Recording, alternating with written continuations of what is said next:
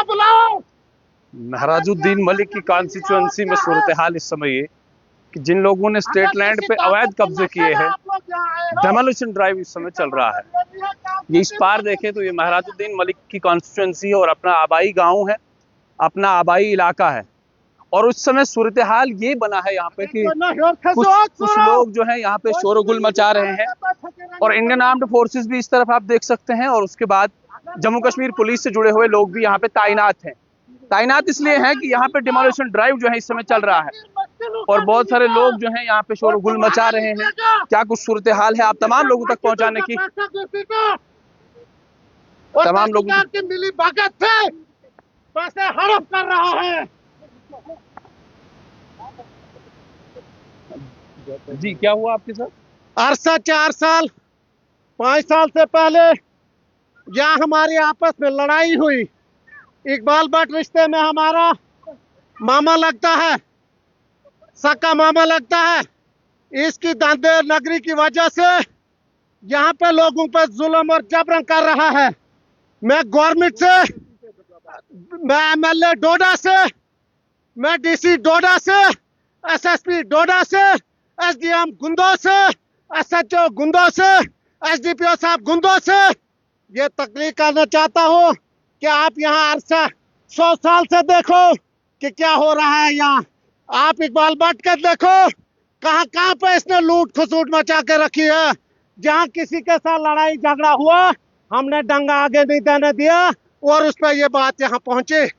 यहाँ मस्जिद में हमारे साथ पंची हुई, जिसके साथ हुआ क्या आप वो बताएं। हमारी जमीन जो है 100 साल से हमारे पास है। बार दादा से लकर दादा से हमारे यहाँ पे बस रहे हैं, जबकि ठेका 10,000 1990 की 91 की दहाई में इकबाल भट्ट ने यहाँ 10,000 लेके मकान बनाया है, तामीर किया है। क्या जब उसको बीजेपी के नशे में आया, बीजेपी के साथ मिल बैठ के उसने ये काम किया। किसी ने नोटिस नहीं दी। तहसीलदार साहब परसों एतवार को यहाँ आए, मैं इनके साथ पुल से यहाँ तक आया और यहाँ से वापसी के बाद जब हम वहाँ पानी के दरख्त के पास पहुंचे, पुल के इस साइड पर तहसीलदार साहब ने 50,000 की डिमांड रखी और 50,000 दे दो, हम खुद निपट लेंगे इकबाल भट्ट से। जब हमने इनसे ये इनकार किया कि हमारे पास ऐसा नहीं है, हम गरीब तबके से हैं, हम मजदूरी दिहाड़ी लगाने वाले हैं, तहसीलदार साहब ने कहा कोई बात नहीं, मैं आपको 2 दिन में दिखाता हूँ क्या होता है। और उसके एवज में आज ये फोर्स लेके यहाँ पहुँच गए। यहाँ हमारे छोटे भाई हैं। आपको नोटिस दे दिया गया था एडमिनिस्ट्रेशन, तहसीलदार ने आपको नोटिस दिया? हमें एडमिनिस्ट्रेशन से कोई एतराज नहीं है न हमारे, क्योंकि हम हिंदुस्तानी हैं। हमें सिर्फ दुख इस बात का है कि तहसीलदार साहब एक मजिस्ट्रेट है, फर्स्ट क्लास मजिस्ट्रेट है। हमें पता है इसकी पावर क्या है। इसको मालूम है 250 कनाल जमीन जो है वो स्टेट लैंड में। ये आप कैमरा घुमा के देखो 3 मकान।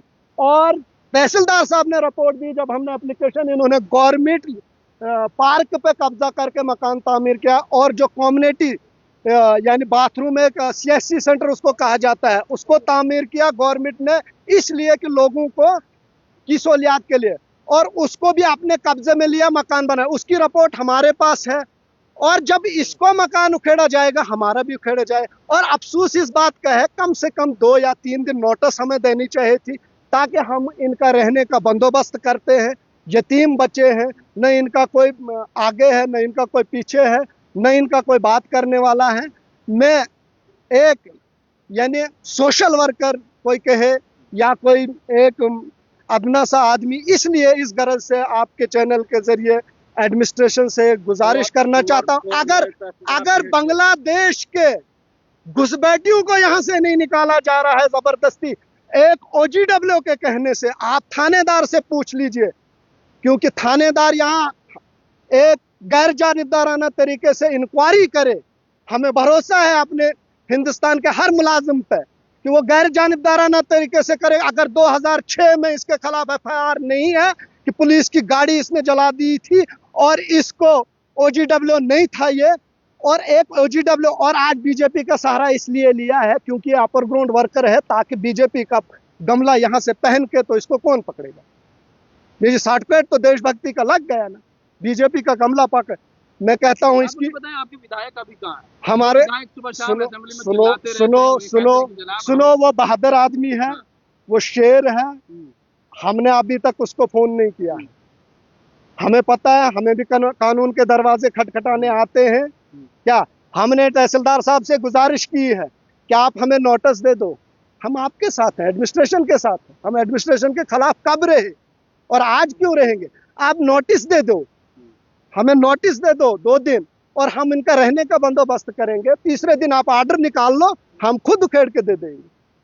और एक गुजारिश यही है, यानी इक्वलिटी होनी चाहिए सबों के लिए। अगर 250 कनाल 250 गार स्टेट लैंड पे है तो खाली इन यतीम बच्चों पे को मोहरा नहीं बनाना चाहिए सियासती एतबार से दबाव। जो लोग यहाँ पे मकान बना रहे हैं, आपके कहने का ये मतलब है कि मकान कोई नहीं बना रहा। ये देखो आप इनकी हालत देखो, ये पुराना मकान आप देखो बीपीएल कैटेगरी और 1994 यहाँ का नंबरदार से पूछो, यहाँ के नंबरदार से, यहाँ के चौकीदार से पूछो, रेन्यू का आदमी है, यहाँ के नंबरदार से मीडिया में पूछो कि ये मकान कब बना है और कहाँ है। यहाँ का नंबरदार है, यहाँ इनको पूछ लीजिए। यहाँ के तहसीलदार ने ये इंक्वायरी क्यों नहीं की कि कब से 1100 कनाल यहाँ पे स्टेट लैंड है इसमें। तो आप जरा तस्वीरें देख सकते हैं कि ये पुराना कदीम मकान है। इस अंदाजा लगाया जा सकता है और ये कयास हम लगा सकते हैं कि लकड़ी जो है साफ तौर पे इशारा कर रही है करीबन 30 से 40 साल मकान पुराना है। और बताया ये भी जा रहा है कि जो बच्चे इसमें रिहायशी बच्चे हैं, ये यतीम बच्चे हैं और इनका कोई भी सुनने के लिए तैयार नहीं है। और जहां तक जिम्मेदारी एडमिनिस्ट्रेशन की थी, ये आप साफ तौर पे देख सकते हैं कि इसको अब डिमोलिश किया जा रहा है। जरा तस्वीरें आप देखें इस समय सूरत हाल क्या है। ये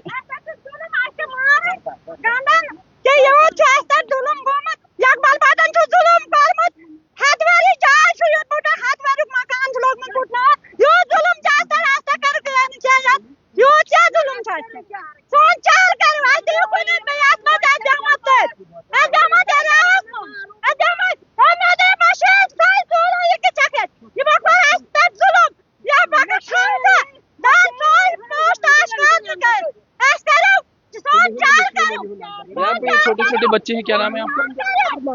ये आपका घर है? ये आपका घर है? आप कब से यहाँ पे रह रहे हो? 3 साल से यहाँ पे रह रहे हो? आते जाते यहीं से? अच्छा, तो आज तो पुलिस आई है, आपका घर तो तोड़ने आई है, क्या कहना चाहो?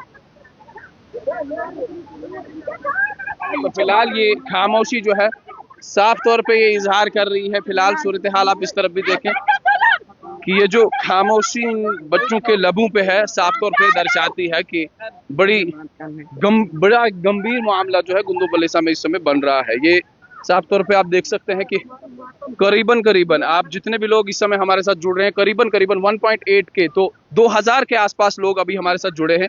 आप तमाम लोगों से उम्मीद और तवक्का ये कि जिस तरह से मैंने आपको पहले ही तस्वीरें दिखाई कि ये 3 से 4 मकानात बताया ये जा रहा है कि ये स्टेट लैंड में है। अगर ये मकानात स्टेट लैंड में है, अगर ये भी मकान स्टेट लैंड में है, तो कानूनी कार्रवाई जो है सब पे बराबर बनती है। मगर न जाने क्यों कि एडमिनिस्ट्रेशन जो है इस समय फेल हो रही है और एक ही मकान को टारगेट यहाँ पे किया जा रहा है। अब वो बेहतर जो है, मुझसे बेहतर एडमिनिस्ट्रेशन जानती होगी, यहाँ के पटवारी साहब जानते होंगे, यहाँ के नायब तहसीलदार जानते होंगे, यहाँ के तहसीलदार साहब जानते होंगे, वो उन्हें बेहतर तरीके से मालूम होगा। और फिलहाल सूरत हाल ये कि यहाँ पे इंडियन आर्म्ड फोर्सेस भी तैनात है। उसके बाद जम्मू कश्मीर पुलिस का ये अमला, यहाँ पे लेडीज पुलिस भी बुलाई गई है। और सूरत हाल इस समय ये कि यहाँ पे डिमोलिशन ड्राइव जो है वो चलाया जा रहा था। अब सूरत हाल ये कि क्या आने वाले वक्त में डिमोलिश जो है इस मकान को किया जाएगा। ये कदीमी मकान है और एडमिनिस्ट्रेशन को भी चाहिए कि हर एक जगह जो है लीगल तरीके से कार्रवाई की जाए। जिस तरीके से ये लोग बता रहे हैं कि हमें प्रायर नोटिस जो है वो नहीं दिया गया है, और अगर नोटिस नहीं दिया गया है और ये 40 साल मकान जो है वो पुराना है, तो फिर ये कौन सी कानूनी कार्रवाई बनती है। तो फिलहाल एक शख्स और मेरे साथ जुड़े हैं। क्या सर, अफसोस इस बात का है कि आपने देखा जम्मू कश्मीर में हर जगह इस तरह बांग्लादेशियों को नहीं निकाला जा रहा है जिस तरह हमें हमारे इन यतीमों को निकाला जा रहा है। आपने देखा कि इन्हीं लोगों ने मिल्टन टू के जरिए उसके बाप को मरवाया था। और इस आदमी के खिलाफ आप देख लो थाने में कितनी दरखास्तें हैं। आप गाँव के चरिंदे परिंदे से पूछ लो इस बंदे के बारे में, ये किस किस्म का मस्जिदों का पैसा इन्होंने लूटा, हर किस्म का। हमें अफसोस, हम एडमिनिस्ट्रेशन के साथ हैं, हम कानून का पालन करने वाले हैं। हमें दुख सिर्फ इस बात का है अपने तहसीलदार साहब पे कि कम से कम नोटिस हमें देनी चाहिए थी। और हमारा ये मुतालबा है कि 250 घर हैं यहाँ सरकारी रकबे पे, सबों को निकालो, हम भी दे देंगे जमीन। गवर्नमेंट का रकबा है, हम नहीं कहते हैं। 60 साल 70 साल से हमारे पास है, 60 साल से इन बच्चों के पास है, 90-100 साल से बच्चों के पास है। क्या मगर हमें दुख ये है कि बिना नोटिस के, अंधेर नगरी है, कम से कम डिपार्टमेंट को नोटिस देनी चाहिए। अगर हम उसके खिलाफ निकलते, गवर्नमेंट के आर्डर के खिलाफ निकले, तो हमारे खिलाफ कानूनी कार्रवाई कर, ये सीधा चौधराहट में कहूँगा, चौधराहट है एक किस्म की। अब हमें भी आता है, हमने तहसीलदार से सुबह से कहा कि आप आर्डर दिखा दीजिए, आप डीसी साहब का आर्डर दिखा दीजिए, आप एसडीएम साहब का आर्डर दिखा दीजिए, आप कोर्ट का आर्डर दिखा दीजिए, तो हाँ, आप क्यों तकलीफ करोगे, हम खुद उखेड़ देंगे। और तो फिलहाल एडमिनिस्ट्रेशन जो है यहाँ पे खामोश है। अगर इनके पास कोई भी जुडिशियल आर्डर है, डिप्टी कमिश्नर डोडा ने कोई आर्डर निकाला है, या आपके पास कोई जज साहब ने कोई आर्डर निकाला है, किसी सब डिविजनल मैजिस्ट्रेट ने आर्डर निकाला है, तो जरूर इन लोगों को दिखाना चाहिए था। मगर ये जो खामोशी रेवेन्यू डिपार्टमेंट के मुंह पे है, चेहरे पे है, ये साफ तौर पे दर्शाती है कि यहाँ पे अंधा कानून अभी चल रहा है। ये देख लीजिए, 30 साल 40 साल पुराना मकान है, और इस मकान को डिमोलिश करने अभी रेवेन्यू डिपार्टमेंट से जुड़े हुए लोग आए हैं, और कानून का सहारा, पुलिस का सहारा लेते हुए ये लोग यहाँ पे आए हैं। उसके अलावा भी आप नजर दौड़ाएं तो नजर इस तरीके से दौड़ाएं कि यहाँ से चारों ओर 1 2 3 4 5 6 7 करीबन 7 मकानात जो हैं और तामीर किए गए हैं। अगर ये स्टेट लैंड है, देन व्हाट इज दिस? तो उम्मीद और तवक्का इस बात की कि अगर डिप्टी कमिश्नर डोडा मुझे इस समय देख रहे हैं, मुझे सुन पा रहे हैं, इन लोगों को इंसाफ दिया जाना चाहिए।